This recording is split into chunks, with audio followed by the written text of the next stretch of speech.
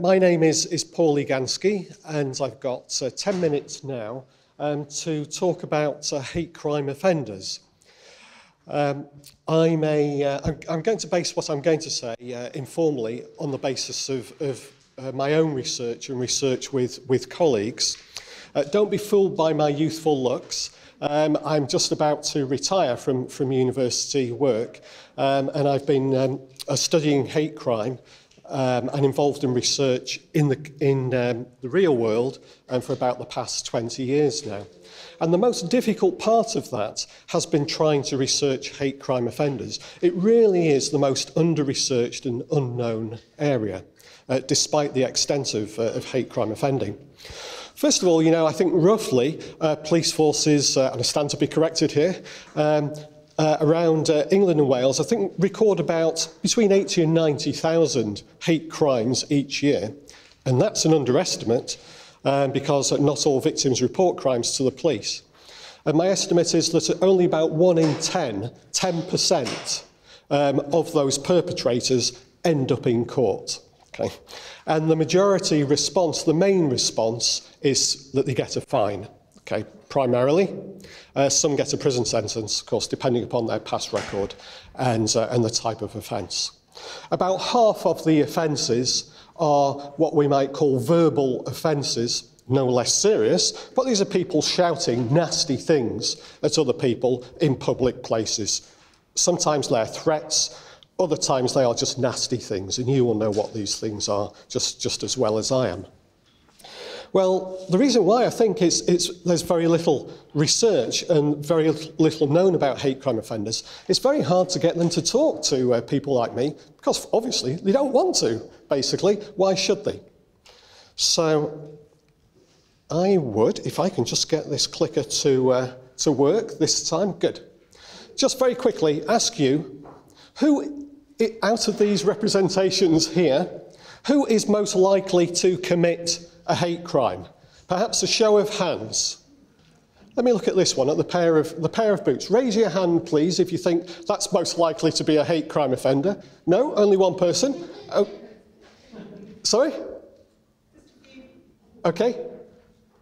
This pair of shoes, this nice pair of shoes here. Okay, a few more, 3 of you. This lovely pair of shoes here, a couple of you. And these trainers here. Okay, a few of you. All right. Well, often people think that this type of offender is the offender, a paid-up hater, a person who gets up in the morning and decides to commit a hate crime. There are some of those people, sadly, but fortunately, they are very few indeed. And in fact, most offenders look like me, look like you, look like people we know, people who attend this college, people who attend schools, students who attend my university, and so on. We can't tell them apart. Probably my pair of trainers here reflects a hate crime offender most. They are everyday persons. And the question is why they do it. Often the hate or prejudice or bigotry, whatever we want to call it, plays a minor role in the offence. Often there is something going on. So what my research shows, that there's something going on. Leading research that's somewhat dated now in the United States but was very influential began to draw attention to this in the 1990s. The so-called kind of right-wing extremists, those paid-up haters, US researchers reckoned constitute a very small proportion, 2 to 5% of all offenders. The other reasons why offenders do it, the main category, this sounds awful, but researchers suggested this was the case, often they're having a laugh at somebody else's expense, doing it for the kicks, literally, having fun, having a joke, picking on somebody, okay, for that reason. Sometimes they're retaliating against perceived threats to their neighbourhood, to their community, or to world events. Sometimes they're defending the community. We used to have, in parts of London, housing estates, what's called move-in violence. In my own research, I found that many, many incidents just happen, basically.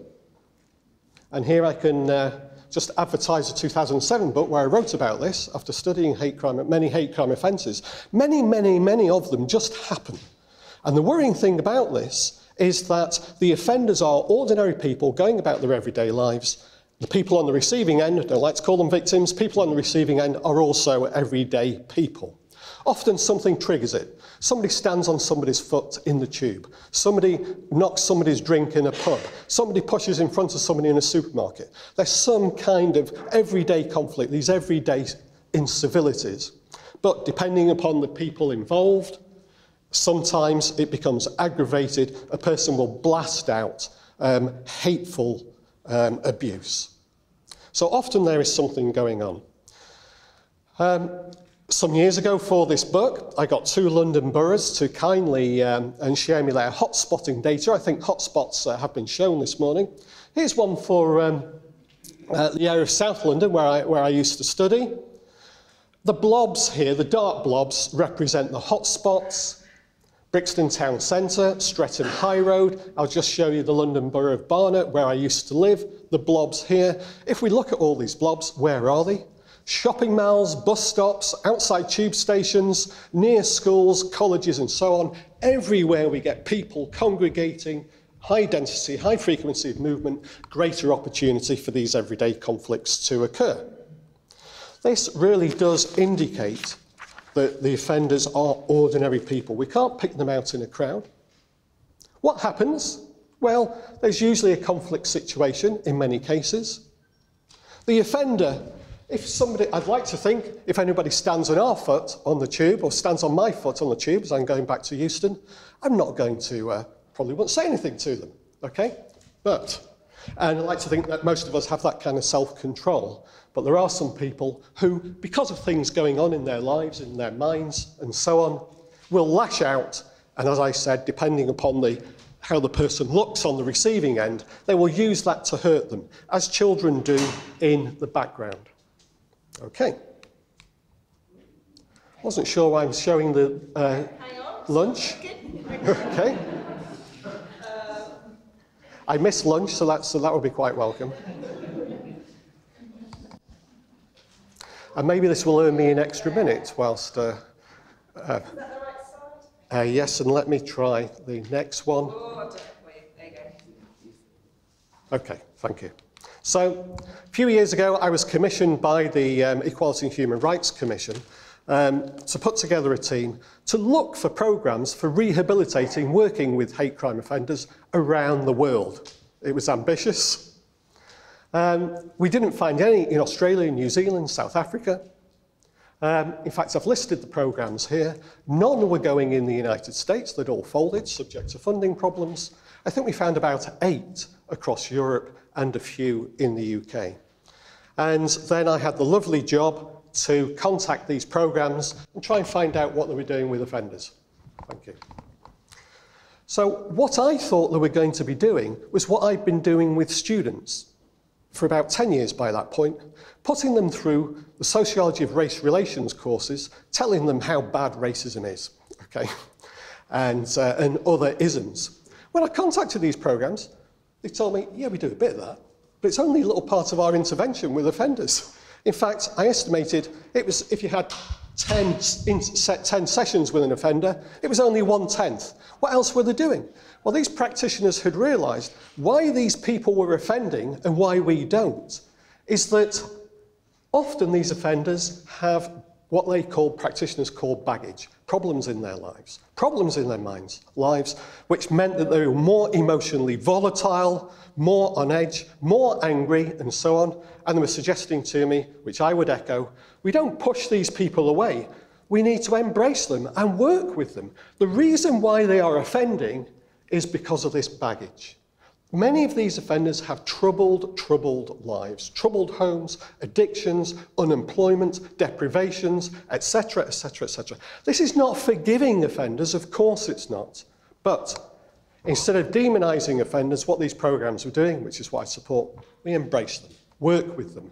And what this means is accepting them, first of all, not telling them how bad they are, and sending them away with a fine, accepting them, treating them on their own level, trying to generate some empathy for the people on the targeting end of their actions, putting themselves in the place. Restorative justice aims to do this, but there are other means of doing that to generate victim empathy. Sometimes they get them involved in acts of apology, going to paint the synagogue or the mosque or whatever that they've defaced, for instance. 2 examples that stick in my mind. But the main thing was anger and emotion management. Putting them through the psychotherapy that I would have loved to have gone through myself. Okay, although hopefully I don't have an anger management problem. Helping people deal with their anger so that when somebody stands on their foot or spills their drink or says something impolite to them, they don't just lash back with racist, homophobic or whatever abuse, depending upon and follow it up with their fist, depending upon the person on the receiving end. And yes, they did do a bit of kind of anti-racist, anti-sexist interventions and so on, but practitioners realised that's actually not the main thing with offenders. Thank you.